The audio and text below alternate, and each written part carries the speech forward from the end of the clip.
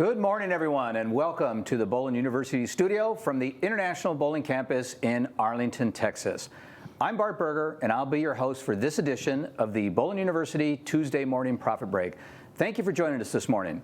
The Tuesday Morning Profit Break is an opportunity for sharing insights on how to grow revenue, reduce costs, enrich yourself, your team, and your business.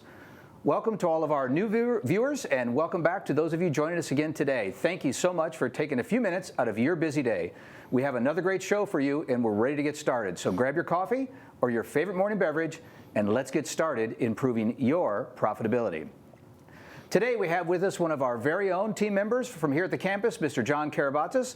John is going to share some of his experience with us today and spend a few minutes this morning talking about an important topic: portion control in your food and beverage operation. John, good morning, and thank you for joining us today. My pleasure.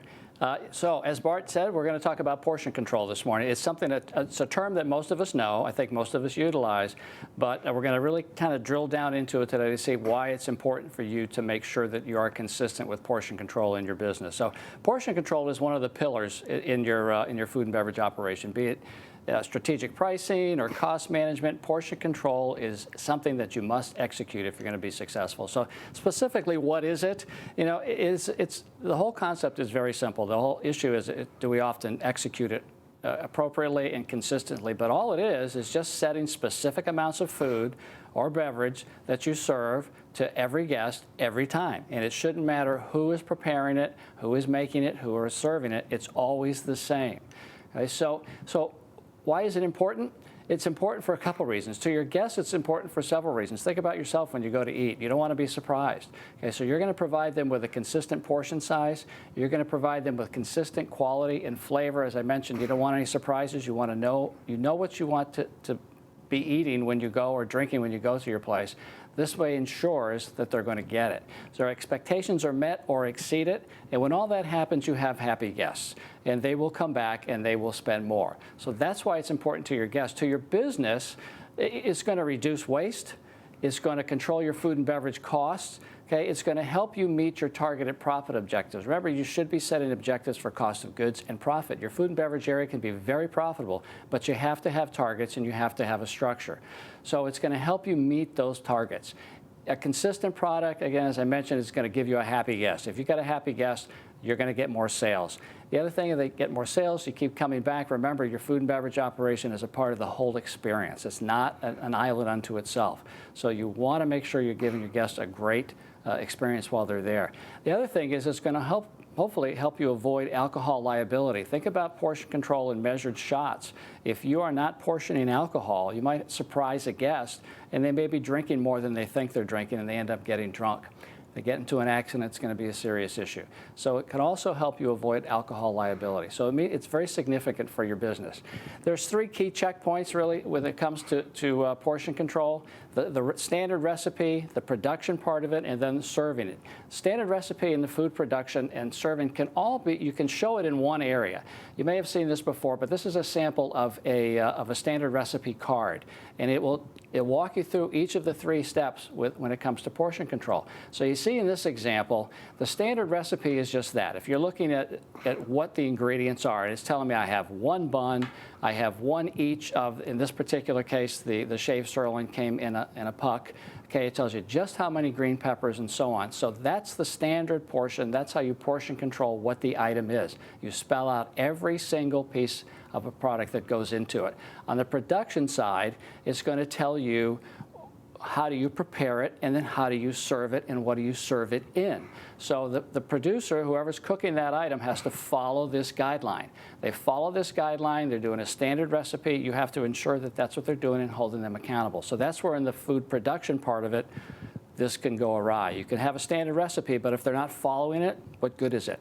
So you got to ensure that your staff is following your recipes. Finally, in serving the product, your staff should know exactly what that should look like. And in this example, they've got a picture for you. They're showing their Philly cheesesteak. This is what it looks like. So if you're in a restaurant, or if you do enough food business, you might have an expediter, and that expo's job is just to stand there and make sure everything that comes out of that kitchen looks exactly the way it's supposed to.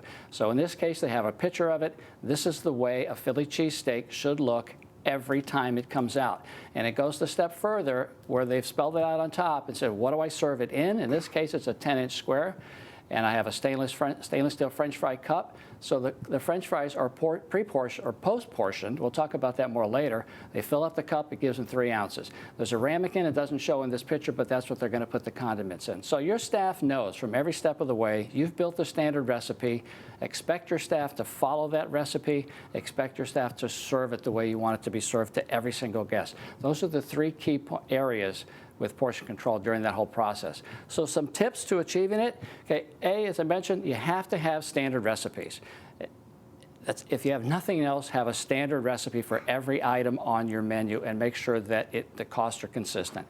But all that is a recipe that when you create it with the same ingredients, the same portions, you use the same procedures and equipment, you're going to get the same result every time for every guest. Remember, in food and beverage, consistency is key. You have to be consistent. Second thing, develop your serving, plating, presentation standard. That example that I showed you had it all on one page. What is it going to look like? How's it going to look to the guest? Make sure you develop that, you train your staff on how to do it. Third thing is you have to provide your staff with the right kind of tools. You can't expect them to follow the right procedures or measure if you don't give them the right tools. Things such as measuring cups or scales, jiggers in the bar, scoops for ice, and the proper size glassware or serving vessels. You can't put a small order of fries in a large boat. It's going to look lost. So make sure all of that is planned out. Make sure you give your staff the right tools to do their job properly. And then finally, you have to train them and hold them accountable. Okay, make sure the recipes and the plating guidelines are followed. And typically, if something's not, I would look to the management first. Make sure the management is holding every employee accountable. Everybody has to be held accountable equally. So I wouldn't go to this hourly staff first. Go to your management staff. Make sure that they're doing this. Okay. Some examples on we call them is abusers and some potential solutions. French fries are one of the biggest sellers in our industry. Okay, and what happens if you don't portion it properly? You get an inconsistent product. By that I mean, if it's a 7-ounce portion, and if you're not portioning it properly, you might have somebody that gets 10 ounces, and you might have somebody that gets 4 ounces. And if the one that gets 10 ounces, you're happy every time until you get the 4-ounce one. So you're potentially is going to lead to dissatisfied guests. Obviously, it's going to cost you more money too. If they're pricing it for 7 ounces and you're serving 10, that's an issue. So one way around that is to consider pre-portioning. You can bag it, bag the fries, be it a 7-ounce order, whatever it is, or post-portioning. So many centers will pre-portion it. They'll have the bags, and then what happens if you run out in the middle of a shift? They start going back to just grabbing and dumping stuff in there. Post-portioning, a good example of that is the stainless steel cup you saw in the previous example, or think of McDonald's. They have a standard size French fry boat, and they fill that up, and that's it. So that's what an example of post-portioning is. But always, using that standard size serving vessel, you can't go wrong. That's an example on French fries.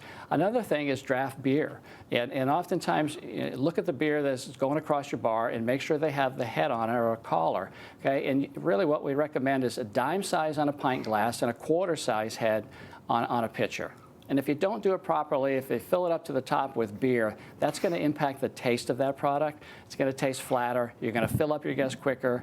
It's not going to be as great of an experience. They may not have a second.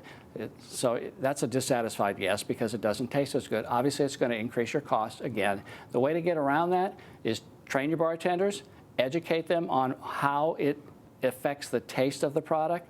Make sure you don't just automatically assume the bartenders don't know how to pay it. Check your equipment. Is the temperature correct? Is there anything in there that's causing the line to foam up? Okay. Is your glassware clean? Do you have a beer clean glass? If you don't have a beer clean glass, doesn't matter how hard you try. You're not going to have a head on it. And then sometimes you get an effort, the bartender is trying to just make more tips. He thinks he's doing the guest a favor by filling their glass up to the top. Okay. Another common one is pizza cheese. Okay, portion size, make sure they're using cups for cheese, or you can pre-bag it. Just be careful if you pre-bag it. You don't have too much because it'll dry out. But what will happen is just 2 ounces. It's going to, and you really can't tell. Visually, you can't tell. Might not affect the taste too much, but if you're over-portioning or under-portioning, it's going to impact the flavor profile of that pizza. Okay, so which again could lead to a dissatisfied guest. Obviously, can increase costs. So just 2 ounces will make a big difference when you extend that out over a year. Another small thing that turns out to be big. Alcohol is another one. Think about this. If you're pouring 1.25 ounces, and just an extra quarter ounce, which is hardly anything, now you've increased your pour cost by 20%. Okay, I mentioned liabilities issues, and this is where that comes in. If you're overpouring, you have potential issues if you're getting somebody drunk because they're expecting a certain shot size. So how you get around that is use some sort of a measurement system. Depends on your brand, your business. There's electronic ones that are out there. Oftentimes they affect the guest perception, though. They're going to think that you're measuring things. It makes you seem cheap. Posi pourers are out there, but they can be inaccurate because sometimes they'll pour it twice. If you free pour, okay, which some places do, make sure you're conducting frequent tests with your bartender to make sure that they are pouring it properly. Jiggers is probably the best one for our industry, and as you see in the picture there, that you fill it up and you pour it in. Okay, so and the other thing is to train why this is important and educate your bartenders. Okay, and then finally, the most common one really, and it probably has one of the biggest impacts for us all, is on the soft drinks and ice. Make sure you have a portion size of ice. Okay, a quarter-ounce portion versus a three-quarter-ounce portion yields a tremendous difference in how much soda goes into that cup. So make sure that you've trained your staff into how much ice you should put in your cup. Okay, whatever that standard is, if it's 2/3, a third, 3/4, up to a line, whatever it is, make sure you identify that as a standard recipe. And then use standard ice size scoops too. Just fill up one scoop and you've got it. Okay, so when you're talking about portion control, it is so important. And as we often say, it's not easy, but it's simple. In this case, it is easy. It's easy and it's simple. So it's really vital to controlling your costs, maintaining consistency, keeping your staff efficient and meeting your guest expectations, and helping you reach your profit targets and goals. Thanks, JK. Great stuff. This topic is not something that is sexy like the marketing part of the F&B, but it's just so critical. We got time for one question I want to sneak in here because for me, that ice is a game changer, right? It should have such a big impact. But I can already hear some of the staff that might not be as positive about this to say, what about the guest that doesn't want the ice or doesn't want the full ice? How do you manage that? All right. And you know what, to your earlier point, this is basic blocking and tackling, but it's something that everybody needs to do. With the ice, you're always going to have guests, something that maybe they want more ice, they want less ice, they want no ice. My suggestion would be give it to them. Just let them have it. You don't want to argue with guests over ice. But that employee should take it to the next step and let the manager or the supervisor know. So, you know what, I have some people that are saying, if they're asking about it. So, yes, you do want to treat everybody the same. It's a little different with ice than it is with French fries. If somebody says that's not enough, you don't just throw more French fries on it. But ice is a little bit different. Give them what they want. Let the management know so that they can look, maybe they're not right in what they're portioning out. Okay, so. Yeah. Always take care of your guests. No, thank you again. And when you start to add up the numbers, it's just big. It's critical. It's amazing. I would encourage everybody to go do a test. Yeah, just use water if you want, but put no ice, put a little bit of ice, and pour it into a measuring cup, and you'll be amazed at the difference. Right. Well, thanks again, John. Great information, game changer stuff to help your business there. And I would like to remind all of you that if you would like more information about today's show, or we have team members you have team members that benefit from understanding this topic, we've got a great online course that's a 30-minute course that you can take at bowlinuniversity.net. And as we wrap up another edition of the Tuesday Morning Profit Break, remember that when your focus is on growing people, people will grow your business. We look forward to seeing you next week, Tuesday, 10:15 Eastern, for another great episode of the Tuesday Morning Profit Break. If you have any questions, as always, about today's show or anything, you'd like additional information, you can reach us anytime at education@bpaa.com. Also like to remind you that you and your team can watch any of our previous episodes 24/7 by visiting bowlinuniversity.net. Until then, I'm Bart Berger, and do for one what you wish you could do for everyone. We'll see you next week.